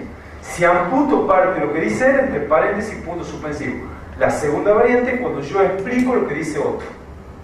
Y en ese caso no necesito los 2 puntos. Bien. Fíjense, bueno, eso es lo que les decía. El texto originario no tiene comas y lo que yo les invitaba a hacer era colocar, el texto originario solo tenía comas, que lo acabamos de ver, y la variante que yo los invitaba a hacer es colocar los 2 puntos, que ordenan mucho más. Fíjense, el uso de los 2 puntos que yo les decía que era 4 igual 2 más 2. Miren el ejemplo jurídico. El derecho no deja lugar a dudas. 2 puntos. Sus normas siempre están previstas de antemano. Entonces, es como que A igual a A1 más A2. Porque lo que dije antes de los 2 puntos es lo mismo que lo que digo después de otra forma. Ahora, son 2 puntos, no igual. Lo he visto textos. No, claro, son 2 puntos, pero funciona como la matemática si fuesen igual, claro. No, igual no, 2 puntos. Y fíjense en un informe pericial, los elementos analizados son concluyentes, 2 puntos. Se trata de un tipo de inmueble exclusivo, carácter inmobiliario, pero fíjense, las 2 ideas, en realidad es una sola idea, descompuesta o dicha de otra forma. Por supuesto que en el informe no están puestos esos 2 puntos, porque hemos dicho que solo utilizó coma. Él colocó, los elementos analizados son concluyentes, coma, se trata, sí puede poner una coma, pero me parece que los 2 puntos hasta son más delicados. Los 2 puntos allí tienen hasta una función estética, si la quieren. Sirven para la idea, la jerarquizan. En música, cuando uno hace un instrumento, se utilizan los símbolos para darle el matiz. Claro. Que la palabra con el símbolo Exacto. no lo logra. Entonces ahí perfecto, salta. muy bien. Yo con esto le doy un matiz, un sesgo diferente que si coloco una simple coma que una obrera esforzada, está para el trabajo mucho más. Acá necesito algo más complejo. Y ese matiz, como dice que el arquitecto, lo dan los 2 puntos. Bien, los puntos suspensivos, ¿para qué sirven?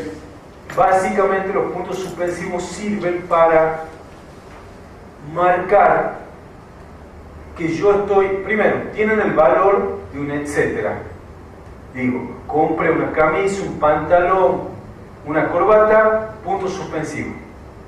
Estoy diciendo que, entre otras cosas, segundo uso que tienen los puntos suspensivos, en el lenguaje coloquial, para marcar o para indicarle a otro que estoy amputando una frase que es conocida por todos, que a hierro mata, punto suspensivo, entiende que a hierro muere. ¿Está claro?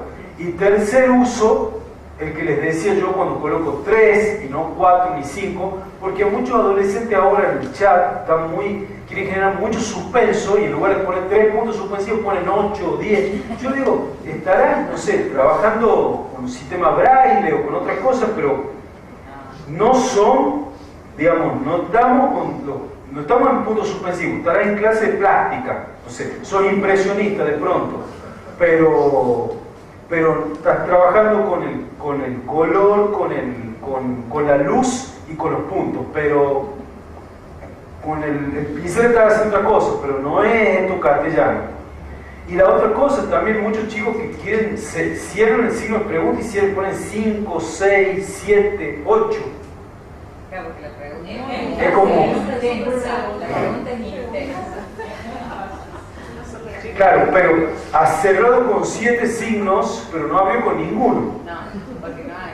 No hay en el computador, Ayer mi hija en WhatsApp me tenía miedo y nos whatsappeamos de pieza a pieza y me dice, tengo miedo, bueno, dormite. ¿Estás bien? Me dice a mí, sí, le pongo yo. Y me dice, me tenés que decir sí. Claro, entiendo, claro. Esto no, lo que sí nos hace olvidar que, por ejemplo, que el latín, que digamos, nosotros que no hablamos más que un latín destartalado, digamos, nuestro origen está allí, digamos, el punto, el signo de la exclamación viene de la expresión latina io, alegría. Entonces nos quedamos con la barra y el punto de la i para marcar la exclamación. De la misma manera que el signo de pregunta tenía que ver con la Q del question, que era marcar, hacer una pregunta, y de ahí quedó luego el signo, es decir, esa es la historia de nuestros signos también, ¿sí? Como también lo que se llama hoy cursiva, que se llamó cursiva originalmente carolingia, era porque si ustedes se fijan si ustedes van a Europa, qué sé yo, y se fijan en lo que estaban escrito en las piedras, en todos los idiomas el desarrollo de los signos de puntuación es tardío. porque incluso en Grecia el escriba era como un oficio de segunda. Sócrates no escribió, porque toda la tradición cultural era oral. Entonces los que escribían eran los que estaban escuchando, los que decían, los que sabían. Y eso no estaba con signos, no había signos. Entonces todo era una palabra detrás de otra. Entonces para saber dónde se hacía la pausa, uno tenía que leerlo en voz alta. Hasta que alguien en algún momento dijo, y si inclinamos la primera palabra en algún punto, y de ahí viene luego la sangría o el sangrado. Inclinaron la primera palabra, luego cuando imaginariamente terminaba una idea, sangrado y la cursiva marcaban el comienzo, el fin de un párrafo y el comienzo de otro. ¿Está claro? O de una oración y el comienzo de otro. Bueno, entonces decíamos que los puntos suspensivos sirven básicamente para marcar eso que nos está faltando y que presuponemos que nuestro interlocutor lo sabe en el caso de un aforismo, o bien para marcar que estamos amputando de una cita mucho más extensa. ¿Está claro? Ahora, ustedes pueden citar, yo he visto que en este informe pericial el arquitecto citaba un libro.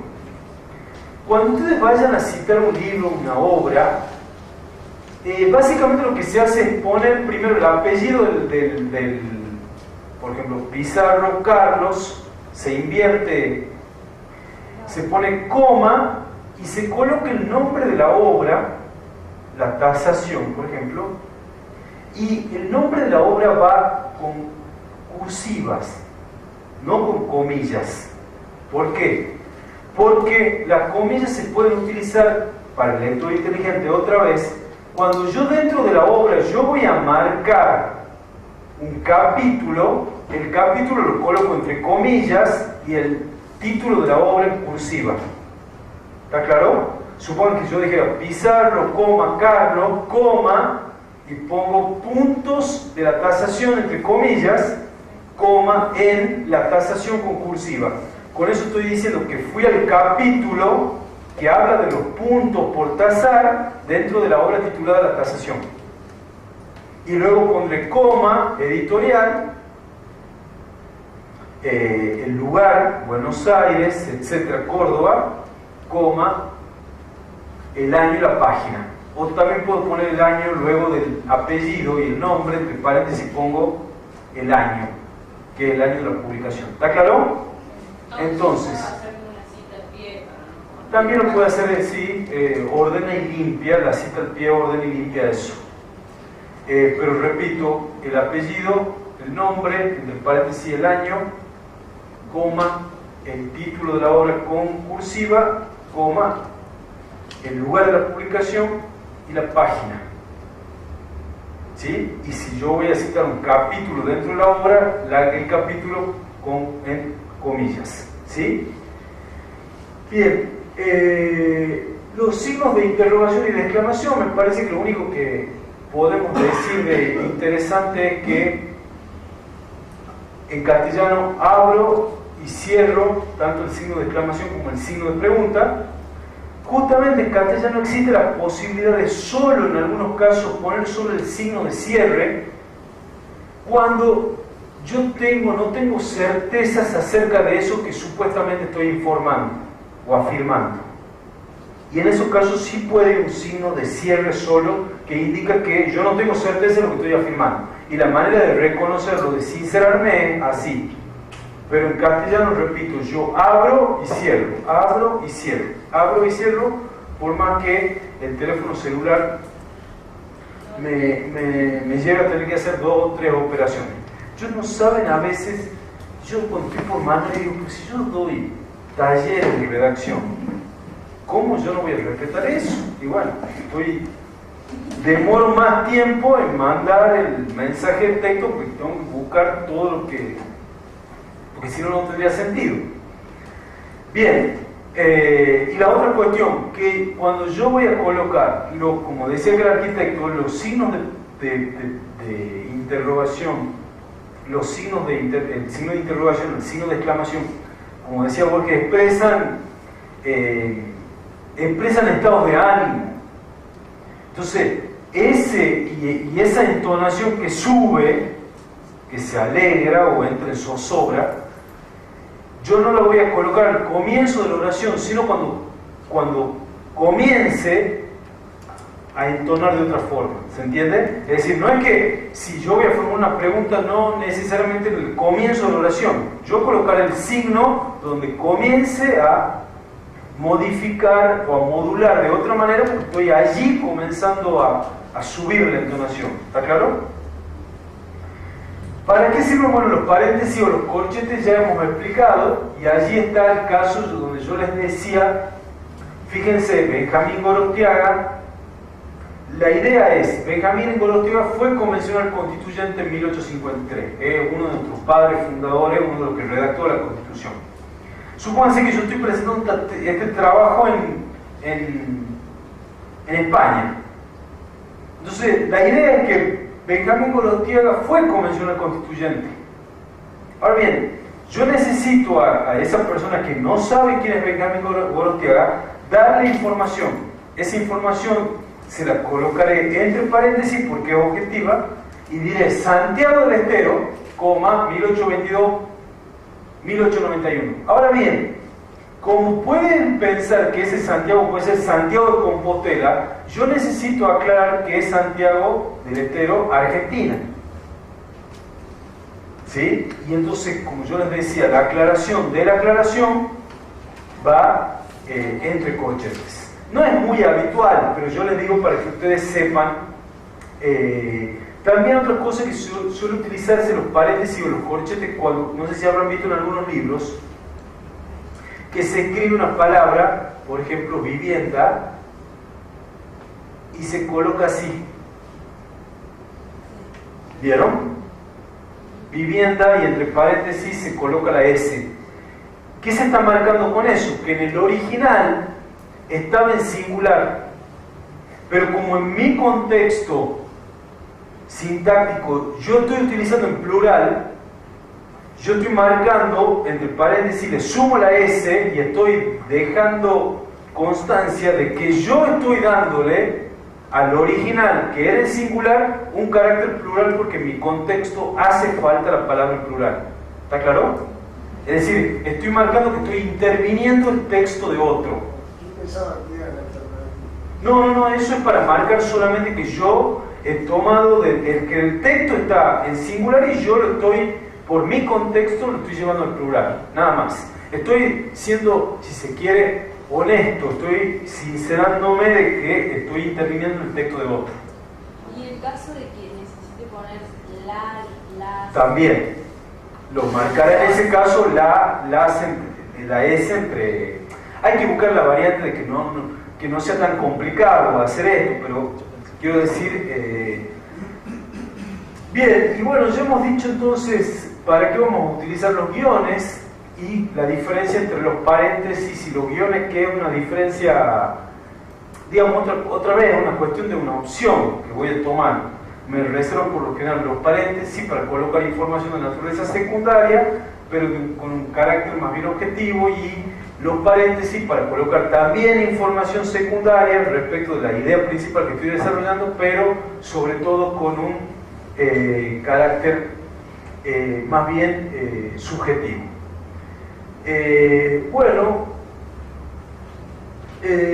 Bien, acá viene el uso de las comillas. ¿Para qué sirven las comillas? Bueno, ¿para qué sirven las comillas?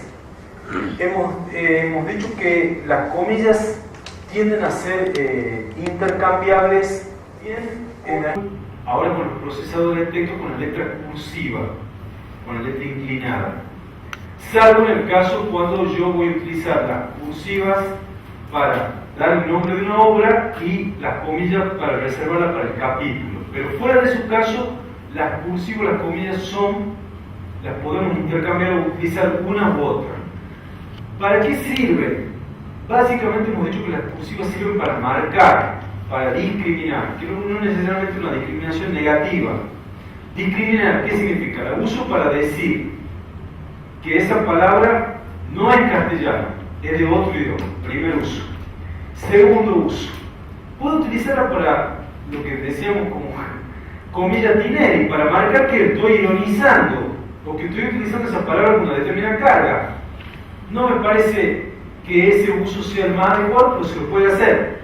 Tercero, voy a utilizar las comillas cuando en el universo de vuestra profesión esa palabra, aun cuando se la emplee cotidianamente, tiene para ustedes una carga específica, una carga particular. Y entonces, ¿cómo la subraya? La marca así. Y hay otras veces que se combinan las comillas con esa expresión sic. ¿Habrán visto? Sic. Dicho así. El sic, en realidad, lo utilizan en el lenguaje, en el discurso jurídico, los secretarios, cuando le toman declaración a una persona, o en los diarios también se lo ve. Cuando una persona incurre en una transgresión idiomática, en un regionalismo, en una mala conjugación de un verbo, etc., y uno que está escuchando advierte el error del otro. No obstante, porque necesita dejar de transcribir textualmente lo que esa otra persona dijo, coloca entre comillas y entre paréntesis coloca sic, que es como una forma de lavarse la mano. Dice, yo soy consciente de que esa persona ha incurrido en una transgresión, ha dicho una mala palabra, etc., lo que fuera, pero yo no soy el autor.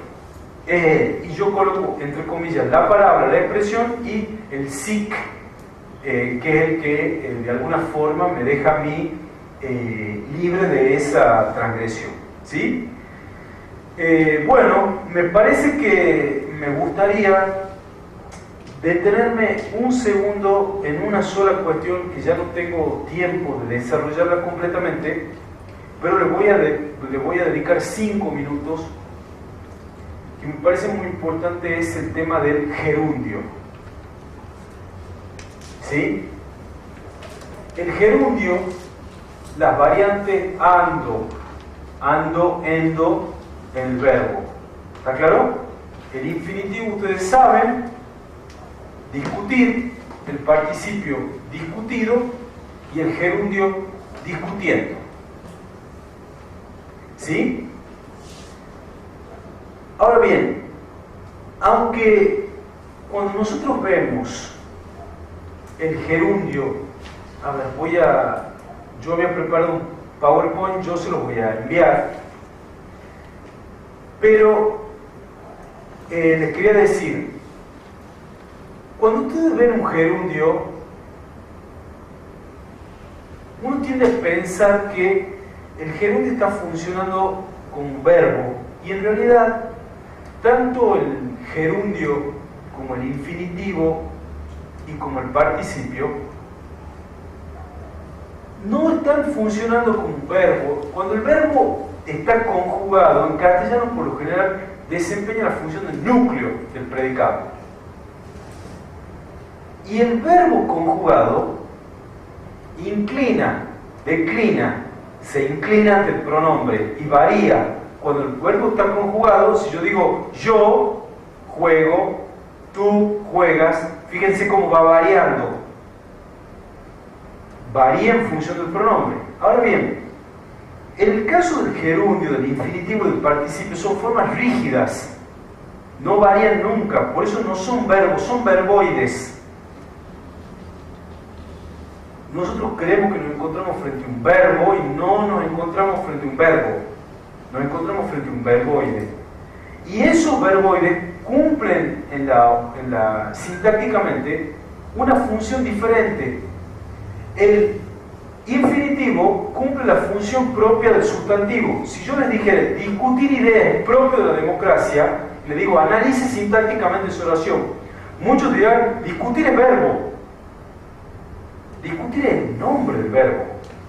Pero si yo analizara esa oración, discutir está funcionando allí como sustantivo.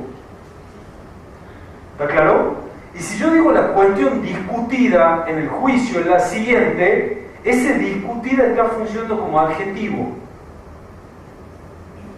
Ahora bien, cuando yo voy al gerundio, el gerundio está funcionando como adverbio. El adverbio es el acompañante del verbo, el que precisa dónde, cuándo, cómo, por qué. Por eso yo digo, entró silbando. El arquitecto entró al estudio silbando. ¿Cuál es el verbo? Entró. ¿Cómo entró? Silbando. Ese silbando es un adverbio. Muchos creen, allí hay un verbo, dicen. No, el verbo es entró. Entró silbando. Se defendió invocando. Por eso cuando el gerundio está bien utilizado, tiene simultaneidad temporal con el verbo. Porque está precisando una circunstancia. Entonces, fíjense, en el primer párrafo, en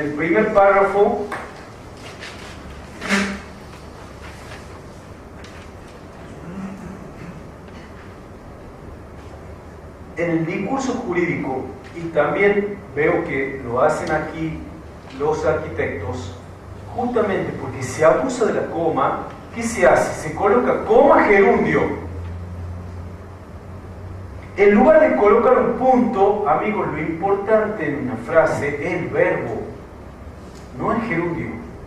El gerundio lo acompaña el verbo, lo precisa, pero lo que importa es el verbo. Y miren la prueba de lo que estoy diciendo.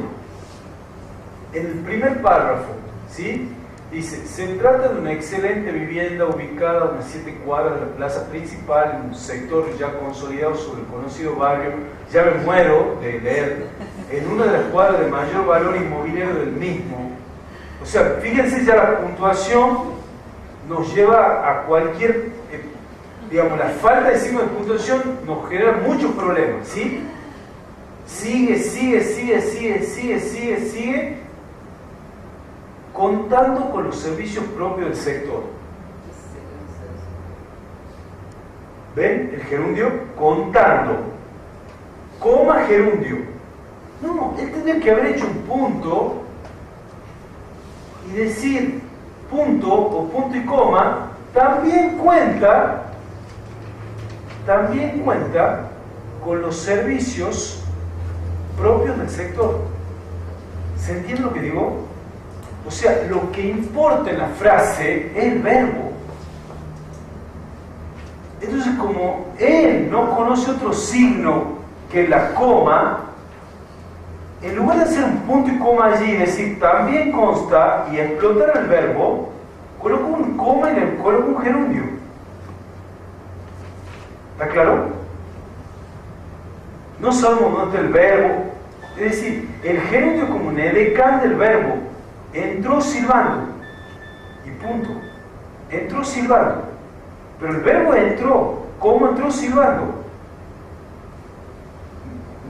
Cuando el gerundio está bien colocado, hay simultaneidad temporal con el verbo o anterioridad, nunca posterioridad. Yo solamente lo que les puedo decir a título de corolario es que tomen decisiones, busquen variantes que vayan a ordenar la lectura, busquen estructuras sintácticas que sean más bien simples en la medida de lo posible, trabajen con todos los signos de puntuación. Les pido también que vayan de lo simple a lo complejo, fundamenten cada cosa que vayan a decir, que tengan mucho orden el texto, escriban con los dientes apretados, que esté bien ordenado, que no sobre nada, que sea un principio de absolutamente economía. No utilicen más palabras de las que sean necesarias para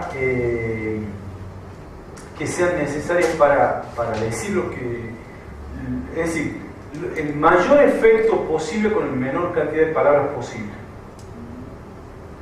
Eso es, en eso radica el secreto. O sea, no incurren en un dispendio ni de palabras ni de estructuras. No sea una novela. No. Las reiteraciones, porque a veces pasó. Eviten las reiteraciones de palabras, eviten. Una vez tomar un informe que se había hecho arquitecta que no les había servido y había que comprarse. Y eran como